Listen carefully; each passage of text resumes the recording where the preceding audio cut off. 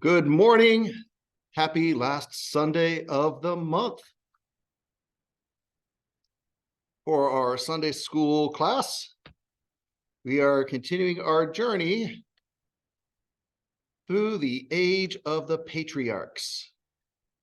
We are in the time frame of Isaac and Jacob and his sons, including Judah and Joseph. And there goes that cable connection again. Get that going here. There we are. Okay, that's better. And so before we get into everything else, well, let's see, what do I want to do here? Of course, we're going through the Bible. We're in the book of Genesis right now. We will be picking up in Genesis 35. If you'd like to get your Bibles, and I'll get mine and warm that page up. But before we get to Genesis, some background stuff. We have some background info from Egyptologist David Roll on not only the quote-unquote secular world outside the Bible, but also the interactions and impact. He said something interesting. Good morning, all. He said something of interest last week when we were looking at Shechem. Now, what happened with Shechem was that the incident with Dinah happened, and the brothers took their revenge and decimated the town. And it was said by David Roll this about that town, which has since, of course, been rebuilt. And today, the modern town is Nablus. In fact, so let's go to where we're talking about here. So he said this: overnight, the Hebrews became hated and feared by the local population in the northern hill country, an enmity which lasted for centuries and even survives today in the hearts and minds of the Shechemites of what is now modern Nablus. So here between Mount Ebal, Mount Gerizim, here's Shechem, Jacob's well and all that we looked at, Joseph's tomb later on. So here is where the incident with Dinah, then the brothers' revenge happened. But David Roll says that even today, this rub between the Israelites and the locals there in what is now Nablus, that enmity still survives today. And this is about, and we're in the 1600s BC, we're in the 2000s AD ourselves. So we're talking 3,600 years ago that this happened. There's still an issue between those in Nablus and the Israelites today. Yes, there is. And it just so happened in the week since that an event happened in the news in the city of Nablus. And it's been presented one way, and we actually have someone here who's going to give us a little more accurate description of what took place in Nablus. Okay, pause. Get back to the beginning here. Here we go. Before you believe the headlines in the media about the massacre that the IDF committed there against the Palestinians, listen to what really happened. The IDF force entered Nablus in broad daylight because of an urgent alarm against the terrorist cell that is imminently planning terrorist attacks against Israeli citizens. A cell that also carried out attacks in the past and is, among other things, responsible for the death of the fighter, Hebron. In the midst of the activity, when the IDF tried to capture the terrorists, some of them entrenched themselves and started shooting at the fighters. Within a moment, many disturbances began with the throwing of explosive Molotov cocktails and shooting at the fighters from both sides. Due to the risk of the rise of the fighters, they responded by firing accurately at armed terrorists who opened fire. The terrorists tried to turn Nablus into a city of refuge and use the Palestinian citizens there as a human shield. They are responsible for the fact that innocent people may be harmed, and the majority of those harmed are terrorists. By the way, while the Palestinians were also spreading lies about a 14-year-old boy who was killed by the IDF, it turns out that he's a lying terrorist, and you judge how old he looks. Palestinian terrorism does not stop, and even last night, rockets were fired from Gaza towards population concentrations in Israel. So this is the truth. We will not apologize for dealing with terrorism for the safety of Jews and Arabs in Israel. So, what happened last week? Good morning and welcome. It is so good to see a full pew over there. Yeah, Ariano, welcome back. We love you. Very happy to have you with us. Does our heart good to see you. So, we just shared from the news this last week how back 3,600 years ago in Genesis, how Jacob's sons destroyed the town of Shechem. And it's now the city of Nablus. And this one guy we kind of get some background info on, he says there's a rub between the people of Nablus and the Israelites to this day, 3,600 years later. Mentioned that last week. Well, since last week's Sunday school, there was an attack in Nablus. And if you look it up, a lot of the news articles will say, how dare Israel come and attack this city and civilians and all that stuff. Well, we just saw the actual commentary on what really happened. There was a terrorist cell there that had launched attacks before in Israel. They were planning another one. So IDF, the Israeli Defense Force, they went in, strategically targeted the terrorists, and they're claiming, oh, this 14-year-old boy was killed, civilian. And they showed, this is the guy. He's not 14, and he was also part of the terrorists. He was not a civilian. So not only do we have the spin on what took place, but exactly to David Joel's point, long after he wrote that commentary, there's still that rub with the Israelites and the locals in the area to this day. And we know the promise that God gave Abraham. The nation that blesses you will be blessed, the nation that curses you will be cursed. So we see the results of all that playing out. So I thought that was interesting and worth sharing as a quick update since last week. Yeah, there you go. So we are in the Middle Bronze Age. So who are the powers that be setting the stage for where we'll be in Genesis 35 this morning?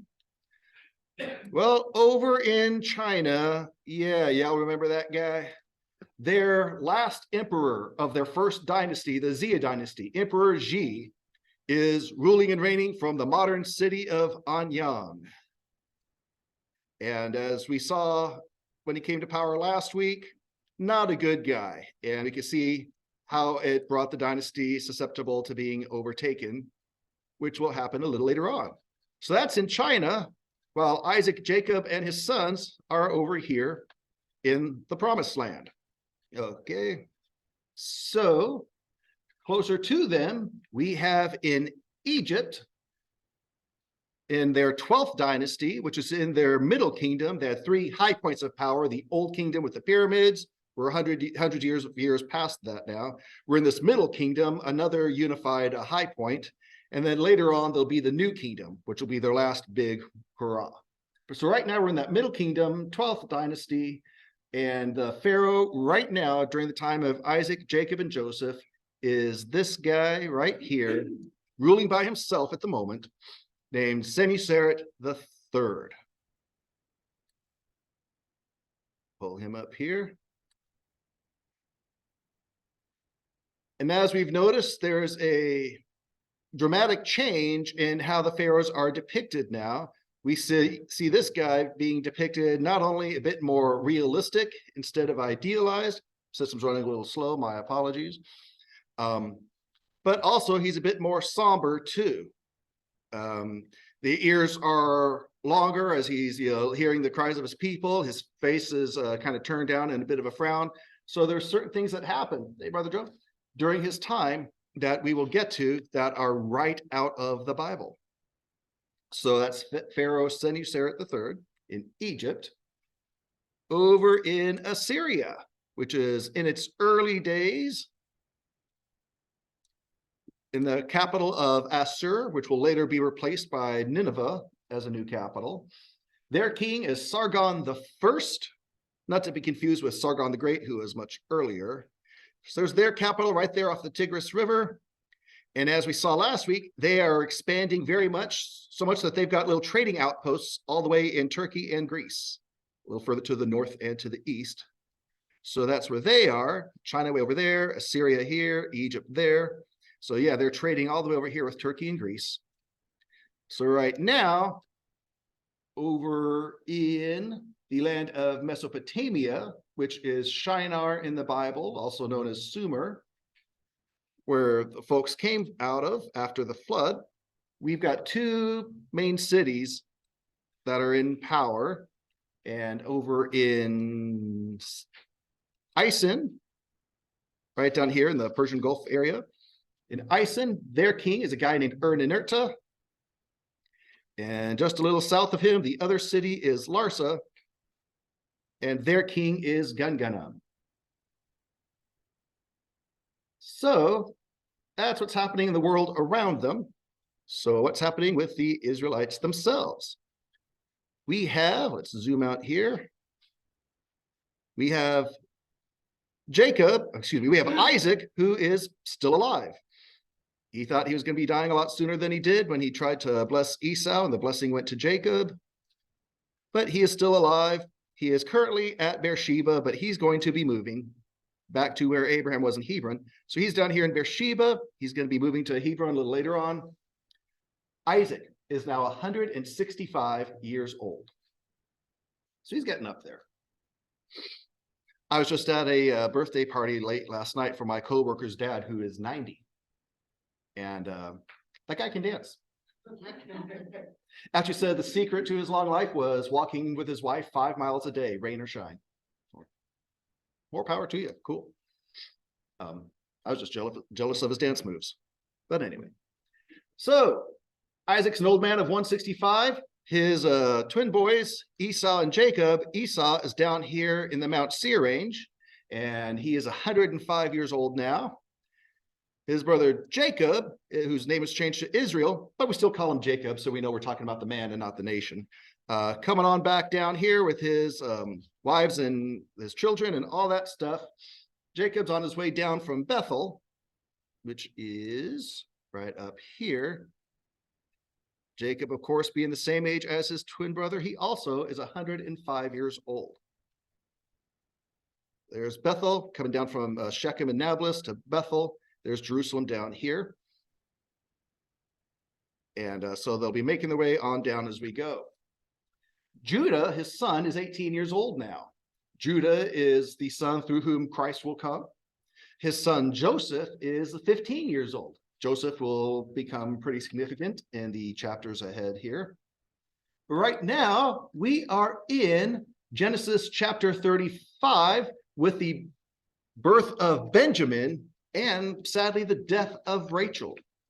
So 1686 BC, so Jacob fathers Benjamin at 105 years old, which is 5 years older than Abraham was when he fathered Isaac.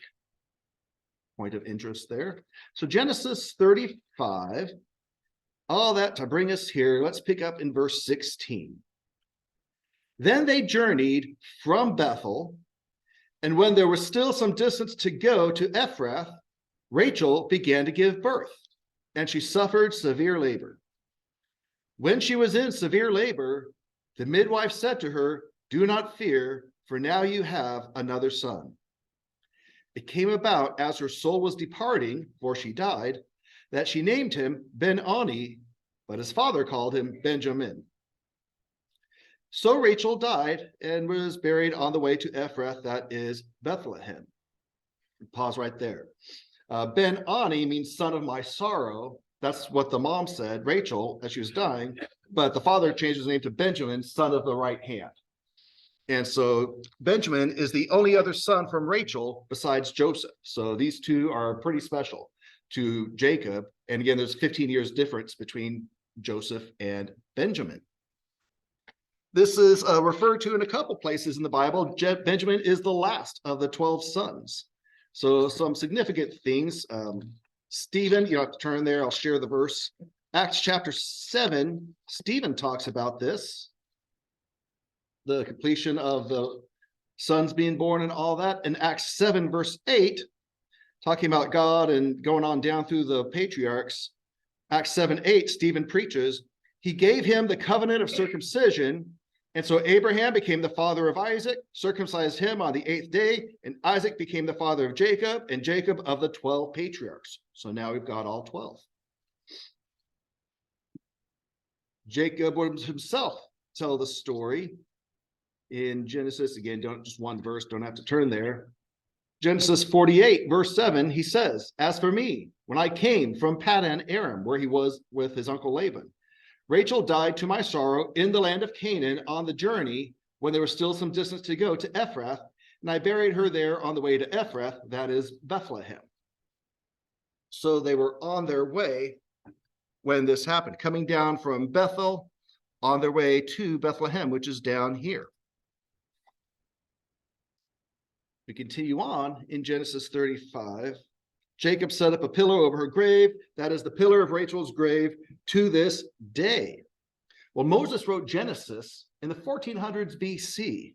This took place in the 1600 BC. So this is 230 years later. Moses says Rachel's tomb is still there to this day at the time of his writing.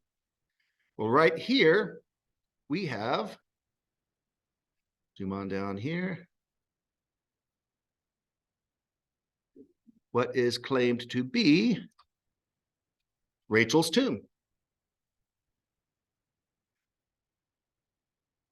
Situated down here on the way coming down, there's Jerusalem, coming down from Bethel on the way to Bethlehem. So Rachel's tomb. Oops. There we go. So here are some folks coming to visit what is claimed to be Rachel's tomb. Could it be? Sure. Can I say 100%? No. But this is the claim.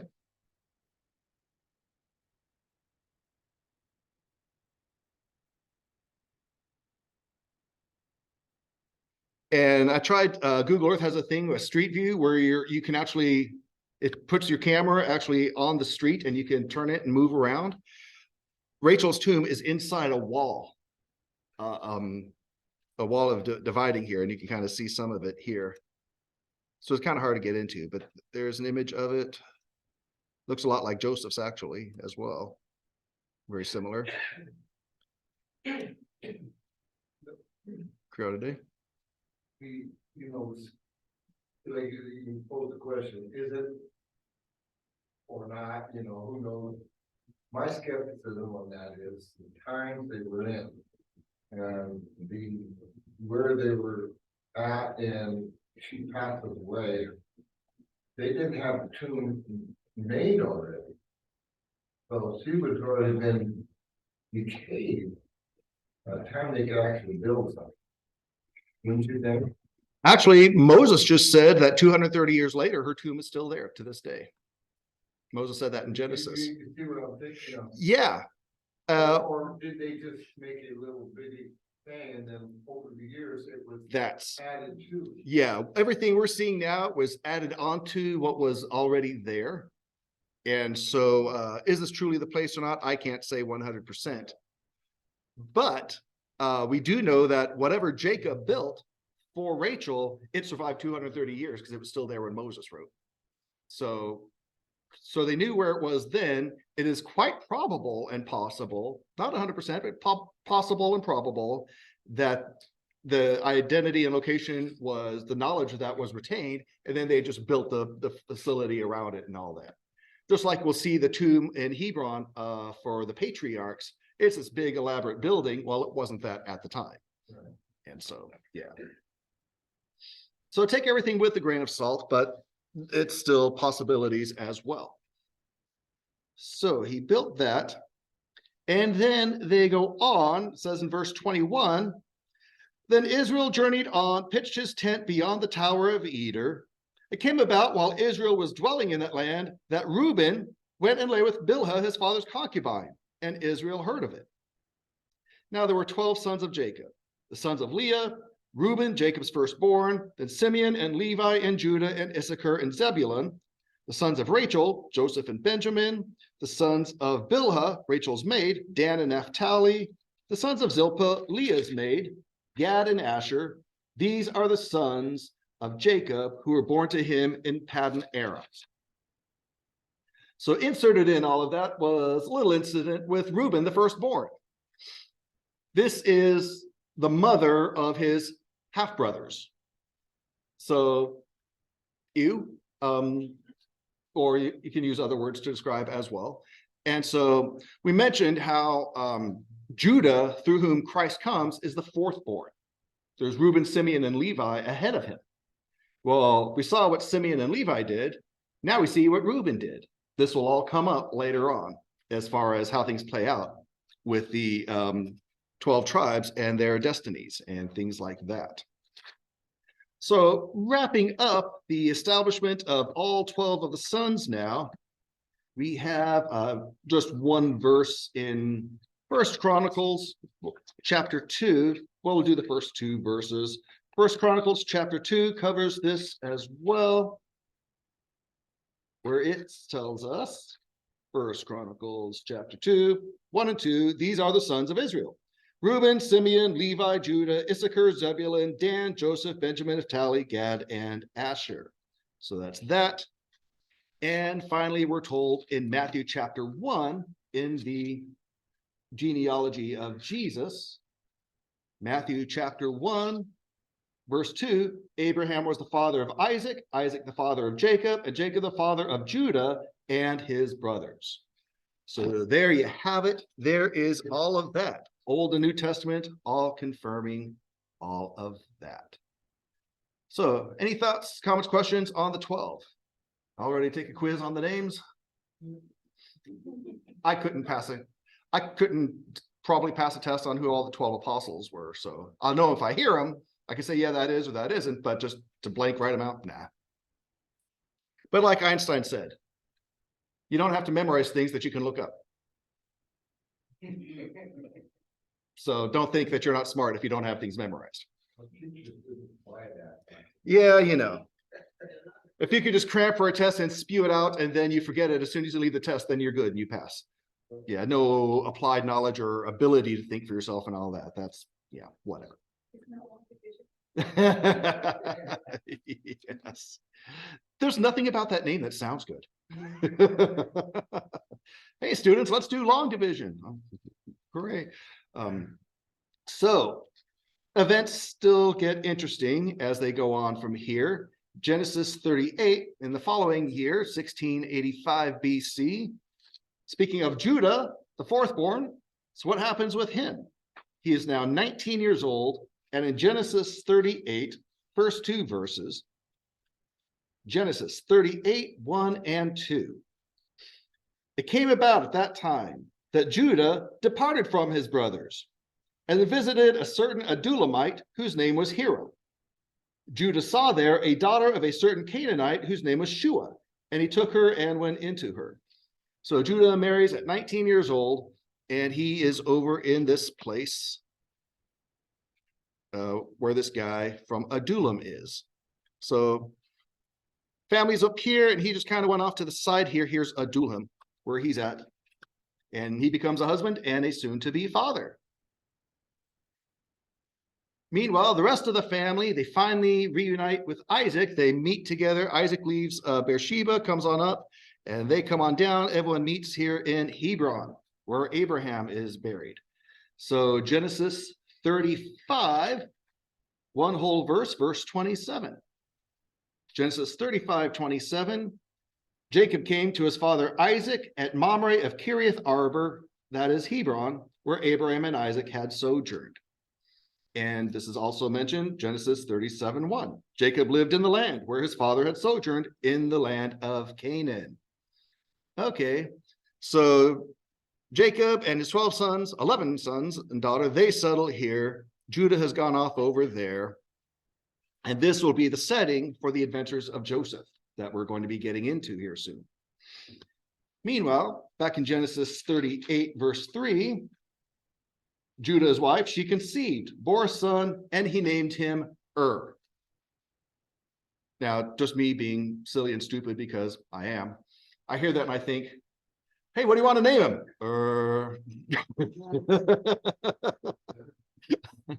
Okay. Wait, no, yeah, exactly. By the way, as we're talking about, I keep throwing out the phrase Middle Bronze Age.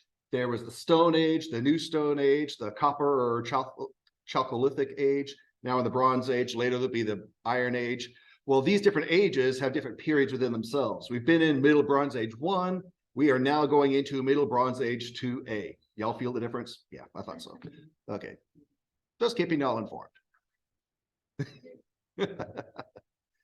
And so, thank you. And so, yeah, just kind of, so when you hear those phrases, kind of get an idea of what time frame they're talking about. Right. And here's what's actually up in the north, they have the chariots. Yeah, but they become a lot better with the iron. Just like, did you know there's now a MyPillow 2.0? Have you seen the commercials?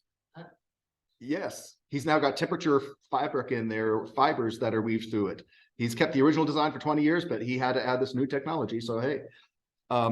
So, yeah, technology advances. And these things didn't happen all at once across the whole land. Some areas advanced into the Iron Age before other areas did.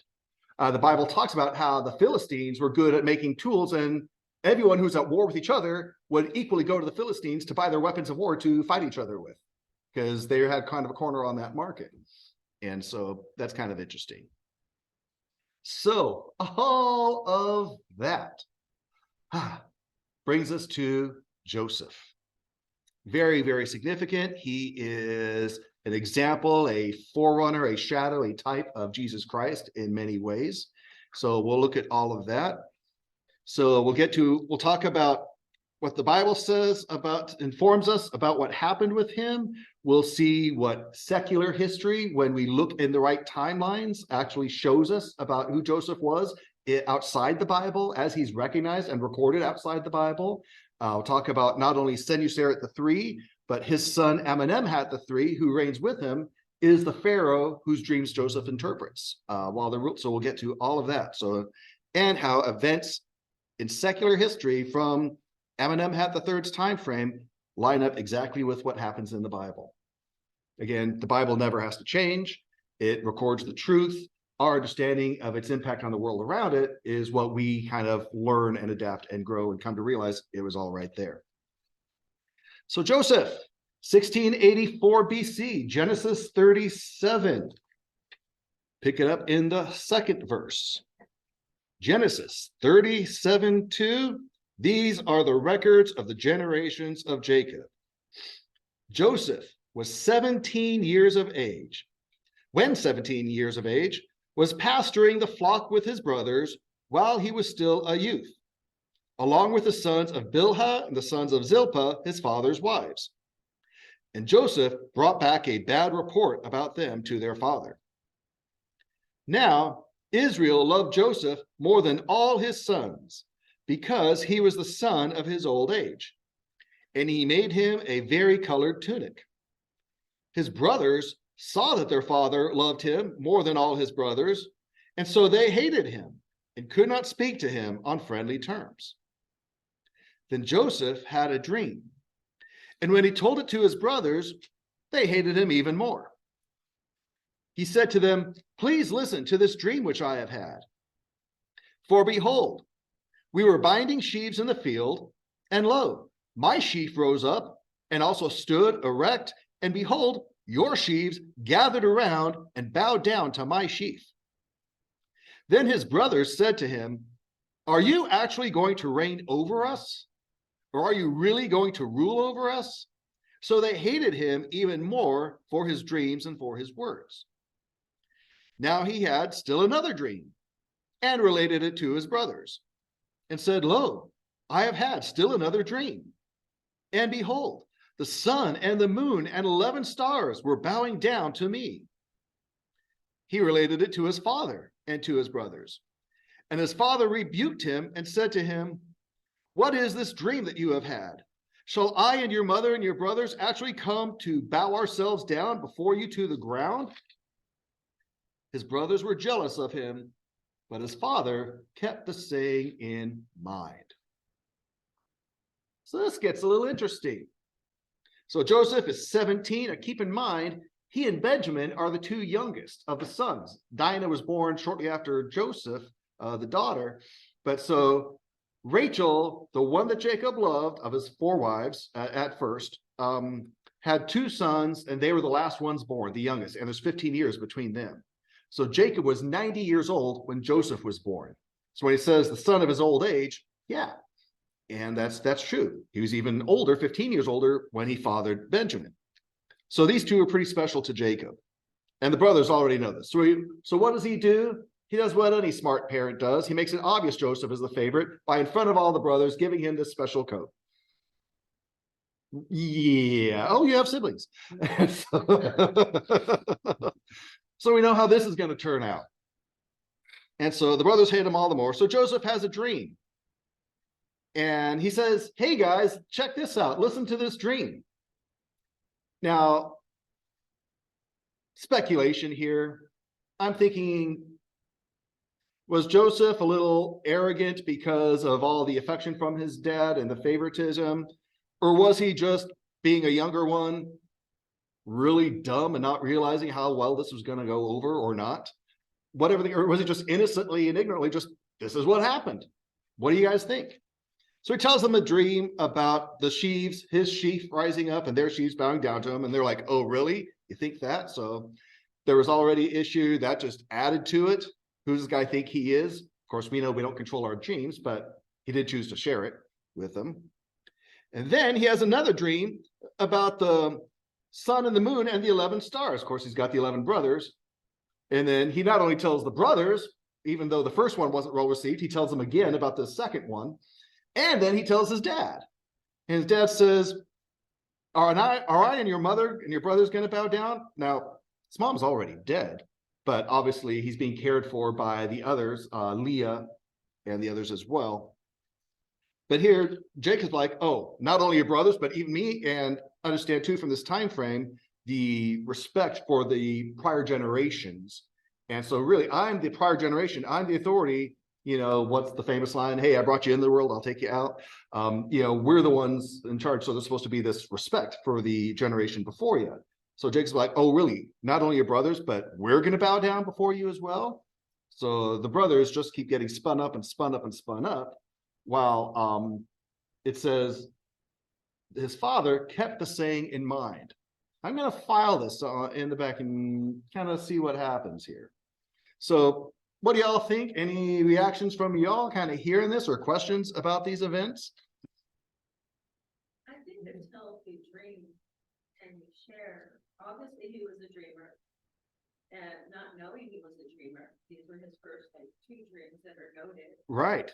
And I think sometimes being a novice, Yeah. sometimes I think everybody's going to be on the same page. Ah. Not, you know. Guilty. I think even though he reacted a little bit, keeping it in mind meant that he knew the son. He knew Amen. the son well enough. You've got to know your children. Well said. And but I think he was a novice. I really, really do. But later on, we see where he was asked, you know. And I think until you have that tangible experience of jealousy when they finally threw him, I think it hit him, the lights went on, because he was the youngest. Yeah. And I think there's things that you really don't want to believe. Yeah. And you don't want to believe that they would be jealous of you. And I think maybe he was trying to just say, hey, look, I have this business. Yeah. Maybe they were around the campfire or something and they were all sharing this or that, and he thought he could just chime in. And you know, I think he was sincere, being the youngest, and being a novice dreamer. I really do. That's the impression I get from the scriptures. We're not told. Yeah. Yes, yes, yes. Absolutely. Sometimes you keep to yourself, and it's not always easy because you want to maybe bring resolve to an area or something. Yeah. God will tell you sometimes. Know who you can talk to in time and place and discernment and discretion and all that. But there's certainly an innocence to that as well. Yeah. Yeah. Sister Minnie. 17. He's not at this point out in the field all the time. He's at home. Right. And what did he have learned? How to run a household. He had to learn it at home because it comes up later after he's been thrown in the pit. and sold in Egypt. And what does he do? He starts taking care of the household Yep. of Potiphar. So he had to have been like Daddy's favorite or whatever. He's there at the house. He's in charge of the life. But I think that being young, like, hey, no, what else is? Yeah. Absolutely. That all fits right in, makes perfect sense. So little baby Benjamin's all of 2 years old at this time, so pretty much removed from all of this. In fact, so he'll grow up just having the first 2 years with Joseph, and that's it until they're reunited. So yeah, there's a definite break there. So what happens from here? Oh, just speaking about the coat, which will definitely come up. Observation of David Rolls here. The coat of many colors, of course, legendary, instantly recognized, instantly associated with Joseph, nothing else like it.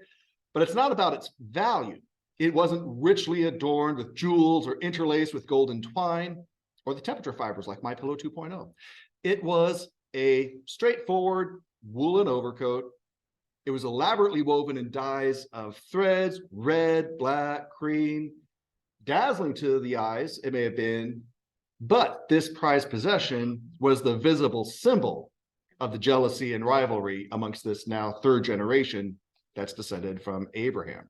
So it wasn't that it had dollar value, it was the sentimental value, and it was an attractive thing that was done. So the love and care that went into it and the joy that Jacob felt in giving it to Joseph, but that also became the focus of a lot of this. And we'll see what happens to the coat that represents how they felt towards Jacob. So we travel a little bit here, which shows what the life of shepherding is like, and we'll wind down here. Genesis 37, picking up in verse 12. Then his brothers went to pasture their father's flock in Shechem. So they're going back up to here. So they're living down here. They're taking the flocks way up here. So it was a migrant kind of thing, this whole shepherding thing. Israel said to Joseph, Sister Minnie's point, he's staying behind here, are not your brothers pasturing the flock in Shechem? Come and I will send you to them. And he said to them, I will go. You know what? This just reminded me of David, the youngest one, still at home while the brothers are all fighting the Philistines. And the dad says, hey, young one, go check out on the brothers and bring us some cheese and stuff while you're at it. Yeah. So, verse 14, well, he said to him, I will go. 14, he said to him, go now, see about the welfare of your brothers, the welfare of the flock, bring back word to me. So he sent him from the valley of Hebron, and he came to Shechem. A man found him, and behold, he was wandering in the field. A man asked him, what are you looking for? He said, I'm looking for my brothers. Please tell me where they are pasturing the flock. Then the man said, they've moved from here, for I heard them say, let us go to Dothan. So Joseph went after his brothers and found them at Dothan. So we go even further north and up and over. Dothan right about here. So gone up to this area here. There's Dothan right up there. Verse 18. When they saw him from a distance and before he came close to them, they plotted against him to put him to death. They said to one another, here comes this dreamer. Now then, come and let us kill him and throw him into one of the pits, and we will say, a wild beast devoured him. Then let us see what will become of his dreams. But Reuben heard this and rescued him out of their hands and said, let us not take his life. Reuben further said to them, shed no blood. Throw him into this pit that is in the wilderness, but do not lay hands on him, that he might rescue him out of their hands to restore him to his father. So it came about when Joseph reached his brothers that they stripped Joseph of his tunic, the very colored tunic that was on him. And they took him and threw him into the pit. Now the pit was empty, without any water in it. Then they sat down to eat a meal. And as they raised their eyes and looked, behold, a caravan of Ishmaelites was coming from Gilead, with their camels bearing aromatic gum and balm and myrrh on their way to bring them down from Egypt. They're bringing balm from Gilead. 26. Judah said to his brothers, what profit is it for us to kill our brother and cover up his blood? Come and let us sell him to the Ishmaelites and not lay our hands on him? For he is our brother, our own flesh. And his brothers listened to him. Then some Midianite traders passed by, so they pulled him up and lifted Joseph out of the pit, sold him to the Ishmaelites for 20 shekels of silver. Thus they brought Joseph into Egypt. Now Reuben returned to the pit, and behold, Joseph was not in the pit. So he tore his garments. He returned to his brothers and said, the boy is not there. As for me, where am I to go? So they took Joseph's tunic, slaughtered a male goat, dipped the tunic in the blood, and they sent the varicolored tunic and brought it to their father and said, we found this. Please examine it to see whether it is your son's tunic or not. Then he examined it and said, it is my son's tunic. A wild beast has devoured him. Joseph has surely been torn to pieces. So Jacob tore his clothes, put sackcloth on his loins, and mourned for his son many days. Then all his sons and all his daughters arose to comfort him, but he refused to be comforted. And he said, surely I will go down to Sheol in mourning for my son. So his father wept for him. And we'll pause there before going on with Joseph in Egypt. So they send it on back to Hebron, where Jacob is, and he sees the evidence and is therefore swayed. By the way, up in Dothan, here is a picture